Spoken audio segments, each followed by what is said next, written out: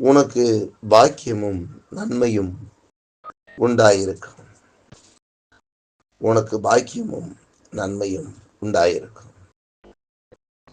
ஆண்டவர் தம்முடைய பிள்ளைகளுக்கு பாக்கியத்தையும் நன்மையையும் தர விரும்புகிற தேவன். ஆண்டவர் உத்தமமாய் நடக்கிறவர்களுக்கு நன்மை வழங்காதிரார் என்று சொல்லி வேதம் சொல்லுகிறது. அவர் நன்மை செய்கிறவராக சுற்றித் திரிந்தார். அவர் நன்மையே தருகிற தேவன். அவர் நம்மை நன்மையினால் திருப்தியாக்குகிற தேவன். ஆண்டுடைய வார்த்தை சொல்லுகிறது, என் ஜனங்கள் நான் அளிக்கும் நன்மையினால் திருப்தி ஆவார்கள் என்று. மேலும் தேவன் மனிதனை படைக்கும் பொழுது தேவதூதர்களும் சற்றே சிறியவனாக படைத்தாலும் நன்மையினாலும் கிருபையினாலும் அவனை முடிசூட்டினார் என்று சொல்லி வேதம் சொல்லுகிறது. இந்த மனிதனுக்கு எத்தனை நன்மைகளை அவர் செய்தார், செய்ய நினைத்தார். இதைக்கும் ஆண்டவர் நன்மைகளை தர விரும்புகிற ஒரு தேவன். அவர் நன்மையானதை தருகிற தேவன். சங்கீதம் 85:12 சொல்லுகிறது, கர்த்தர் நன்மையானதை தருவார் என்று சொல்லி. இன்றைக்கும் கூட ஆண்டுடைய வார்த்தை சொல்லுது, உனக்கு பாக்கியமும் நன்மையும் உண்டாயிருக்கும். யாருக்கு இந்த பாக்கியமும் யாருக்கு இந்த நன்மையும் ஆண்டவர் கொடுப்பாராம்? சங்கீதம் 128 முதல் வசனத்தை வாசிப்போம். அது ஆண்டுடைய வார்த்தை சொல்லுகிறது, கர்த்தருக்கு பயந்து அவர் வழிகளில் நடக்கிறவன் எவனோ அவன் பாக்கியவான். கர்த்தருக்கு பயப்படுகிற, பயத்தோடு இருக்கிற ஒவ்வொரு பிள்ளைகளுக்கும் ஆண்டவர் நன்மையும் ஆண்டவர் கொடுப்பார். அவங்களுக்கு பாக்கியமும் நன்மையும் உண்டாயிருக்கும். கர்த்தருக்கு பயப்படுகிற பிள்ளைகள். நேற்று தினத்தில் கூட நம் வாக்குத்த வார்த்தைகளில் ஆண்டவர் சொன்னார், அவருடைய வசனத்துக்கு நடுங்குகிறவர்கள், வசனத்துக்கு நடுங்குகிற பிள்ளைகள் அவருடைய வார்த்தைக்கு செவிசாய்த்து, பயந்து அவருடைய வார்த்தைக்கு செவிசாய்த்து அந்த வழிகளில் நடக்கிற ஒவ்வொரு பிள்ளைகளுக்கும் கர்த்தர் நன்மையை தருகிறவர். ஆகவேதான் ஆண்டுடைய வார்த்தை இவனமாய் சொல்லுகிறது, உத்தமனுக்கு கர்த்தர் துணையாயிருக்கிறார். உத்தமமாய் நடக்கிறவர்களுக்கு அவர் நன்மையை வழங்காதிரார். அப்படி என்னால் உத்தமமா யாரெல்லாம் நடக்கிறாங்களோ அவங்களுக்கு நன்மையை கொடுக்காம இருக்கிறதில்ல. கண்டிப்பாக அவர்களுக்கு நன்மையை தருகிற ஒரு தெய்வம் அவர்.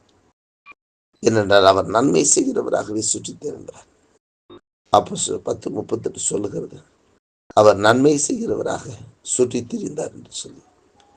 அதே தேவன் இன்றைக்கும் கூட அவருடைய வசனத்திற்கு நடுங்கி அதன்படி நடக்கிற ஒவ்வொருவருக்கும், உத்தமமாய் அதன்படி நடக்கிற ஒவ்வொருவருக்கும் ஆண்டவர் நிச்சயமாகவே நன்மையை தருகிற தேவன். ஒருவேளை இந்த காலகட்டங்களிலே நாம் எல்லாம் சொல்லுவது எளிதாக இருக்கலாம், ஆனால் அதை செயல்பாட்டிற்கு கொண்டு வர வேண்டும்.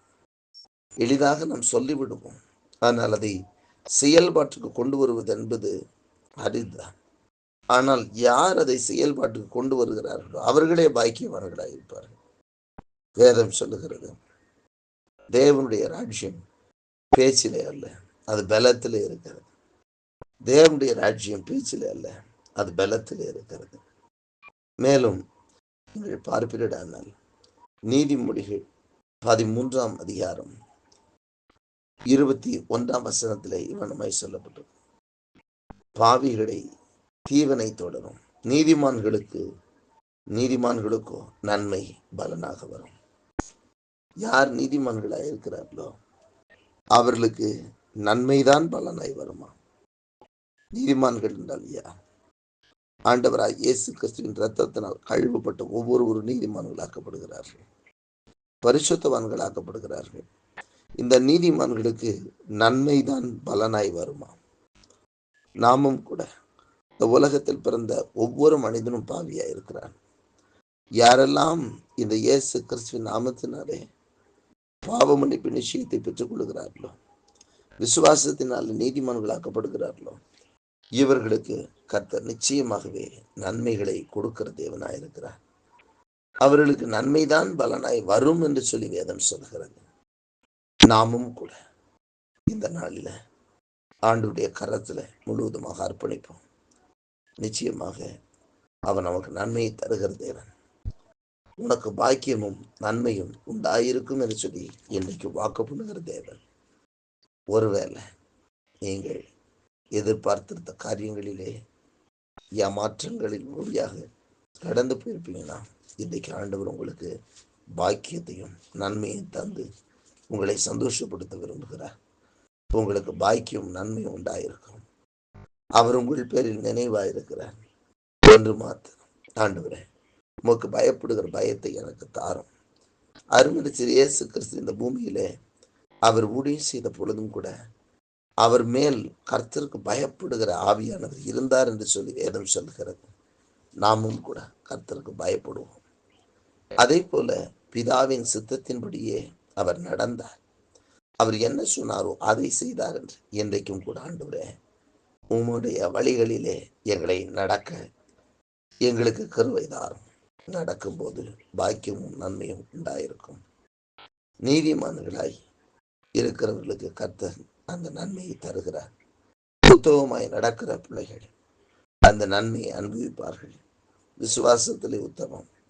ஆண்டவராய் இயேசு கிறிஸ்துவினுடைய விலையேறப்பெற்ற இரத்தத்தினாலே உண்டாயிருக்கிற பாவ மன்னிப்பு நிச்சயத்தோடு கூட வாழ்கிற ஒரு வாழ்க்கை எந்த மனிதனிடத்தில் இருக்கிறதோ கர்த்தர் நிச்சயமாய் அவனுக்கு பாக்கியத்தின் நன்மையும் தந்தே ஆசீர்வதிப்பார். என்னால் நீதிமானே நன்மை அவனுக்கு பலனாய் வரும் என்று சொல்லி வேதம் சொல்கிறது. நன்மையும் கிருபையும் என்னை தொடரும் என்று சொல்லி சொல்லப்பட்டிருக்கிறது. இன்றைக்கும் ஆண்டுடைய வார்த்தையின்படியே உனக்கு பாக்கியமும் நன்மையும் உண்டாயிருக்கும்.